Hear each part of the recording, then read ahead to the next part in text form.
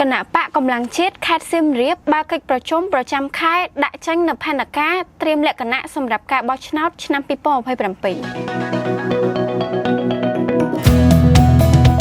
នៅព្រឹកថ្ងៃទី30ខែឧសភាឆ្នាំ2026គណៈបកកម្លាំងជាតិខេត្តសៀមរាបបានរៀបចំកិច្ចប្រជុំប្រចាំខែយ៉ាងមានសារៈសំខាន់មួយដើម្បីដាក់ចេញនូវផែនការសកម្មភាពឆ្ពោះទៅកាន់ការបោះឆ្នោតជ្រើសរើសក្រុមប្រឹក្សាឃុំសង្កាត់ឆ្នាំ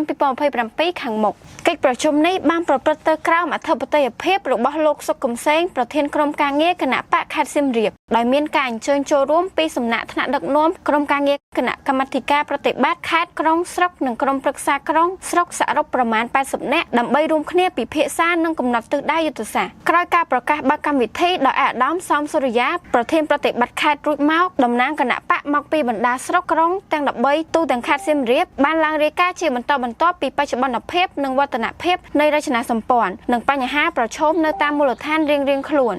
បន្ទាប់ពីបានស្ដាប់របាយការណ៍យ៉ាងយកចិត្តទុកដាក់រួចមកលោកសុកកំសែងបានធ្វើបទបង្ហាញយ៉ាងស៊ីជម្រៅពីទ្រឹស្ដីផែនការសកម្មភាពយុទ្ធសាស្ត្រដោយផ្ដោតលើការងារស្នូលចំនួន4រួមមានការងាររៀបចំរចនាសម្ព័ន្ធបកការពង្រឹងនិងពង្រីកសមាជិកភាពនៅតាមមូលដ្ឋានការរៀបចំព្រឹត្តិការណ៍នយោបាយដើម្បីទាក់ទាញការគ្រប់គ្រងនិងការត្រៀមលក្ខណៈបច្ចេកទេសលើការបោះឆ្នោត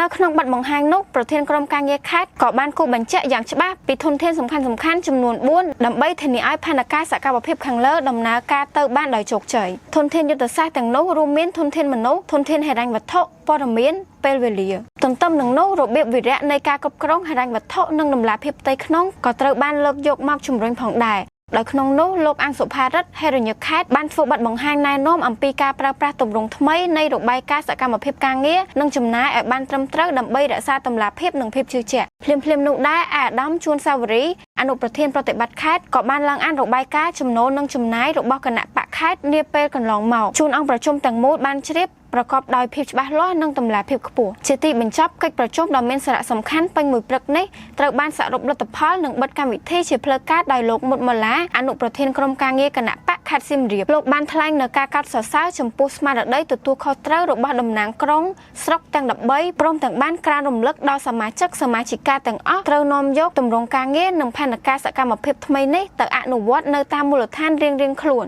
ឲ្យមានប្រសិទ្ធភាពខ្ពស់បំផុតដើម្បីឆ្ពោះទៅដណ្ដើមជ័យជំនះនៅក្នុងការបោះឆ្នោតឆ្នាំ2027ខាងមុខប្រកបដោយភាពជឿជាក់